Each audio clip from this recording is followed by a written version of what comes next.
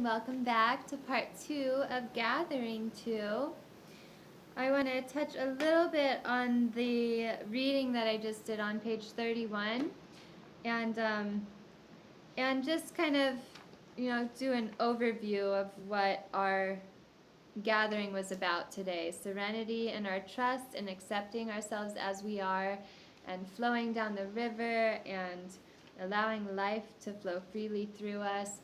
And there's a question that comes up of what gets in the way of us fully accepting and trusting at all times. And what it feels like is it's really just a misunderstanding. It's an adding a layer on top of what we're experiencing instead of just fully experiencing whatever's arising.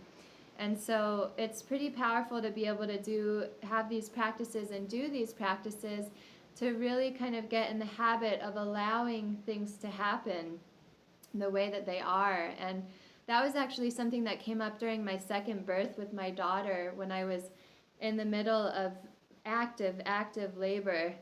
There was this thought that I kept having that was saying, let it happen, let it happen, let it happen. And I had never heard those words before in my life, but in that moment I knew that that was all I needed to do, was to just let my body expand, let my body feel what it was feeling and not resist it at all. And it's in the resistance that we constrict and that we actually hurt ourselves. And so by learning to just feel what we're feeling, especially during our pregnancy, we really are preparing ourselves for the moment of childbirth, and then from the moment of childbirth on, the postpartum, which lasts for a lifetime. I heard the other day, childbirth is a small amount of time, postpartum is the rest of your life, and it really is true.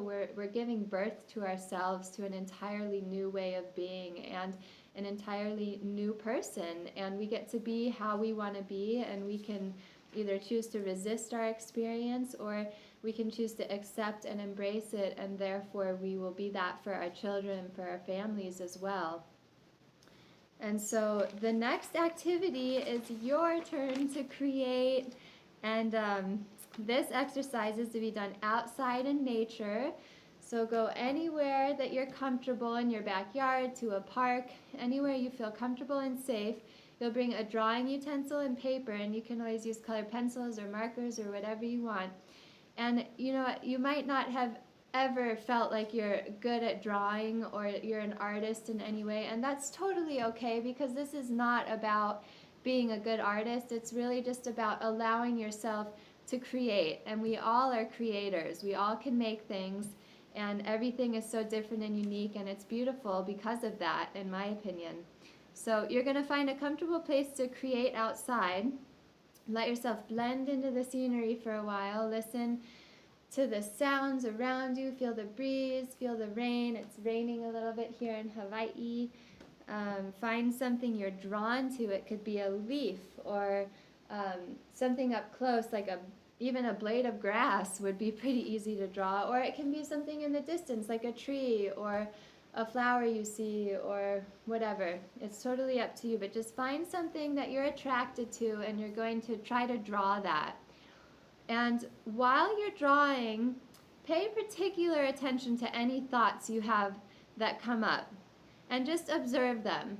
You can be very, very surprised. Maybe you will not have any thoughts at all, and you'll just be totally immersed in your project, and if that's the case, that's wonderful. That's so much fun to do that. But maybe you'll have some judgmental thoughts and think it's not really that good of a drawing, or maybe you'll think it's really phenomenal. Just pay attention to whatever your thoughts are. You don't need to do anything with them. Let them be and keep creating. And when you finish your drawing, you're going to write somewhere on the paper the following words: I love all that is created through me.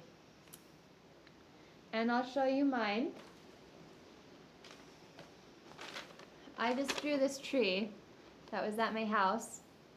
And then you write the words somewhere on the paper, wherever: I love all that is created through me. And what this is doing is it's really showing you how you are just constantly creating. It may be something that you're taking from, thought and putting it into an actual physical thing, like maybe you have a thought about a meal that you want to make, and then you make it happen. or, you know, this drawing, for example, or a baby. All of it is the same. It's all the same creative process. Any judgments we have toward the creation of something as simple as a meal that we're creating, or something as simple as just a little drawing we're doing, are going to transfer into our relationship with our baby. And so we want to be really careful about how we treat ourselves when we're creating things, and realize that we're creating our reality, and that we can love what we create. We can love the thoughts we think. We can love the experience we have. We can love the day that we create based on how we experience it, or we cannot. And it really is just up to us entirely. And so we're wanting to love it. In this telecourse, we're wanting to learn how to love our experience and have it be more enjoyable and more fulfilling. So congratulations, you are an artist of your life, co-creating your baby right now. Everything that's created through you is to be loved. Let us let go completely of the tendency to judge our experience negatively. Let us learn to love everything that we have the privilege of co-creating with life. So thank you so much for being here, and I hope you have a fun time doing your project. And feel free to send any artwork, any questions, any comments to lovingbirthorganization@gmail.com. And I will look so forward to seeing you for gathering number 3 next week, which will be in correlation with chapters 7 through 10 of Sunlight for a Rainbow, if you're reading along. And have a great, great week.